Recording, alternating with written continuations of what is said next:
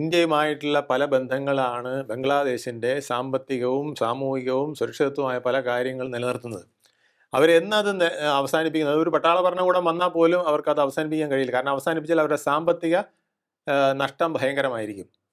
ഇന്ത്യക്ക് അപ്പുറം ഒരു മാർക്കറ്റ് അവർക്ക് പെട്ടെന്ന് കണ്ടെത്താനോ ഇത്രയും എളുപ്പമായിട്ട് ട്രേഡ് നടത്താനോ ഒന്നും കഴിയില്ല. കരമാർഗം വരെ ഇന്ത്യയിലേക്ക് ട്രേഡ് നടത്താൻ കഴിയുന്ന ഒരു സംവിധാനമാണ് ഇത്. ബംഗ്ലാദേശ് ബംഗാളാണ്.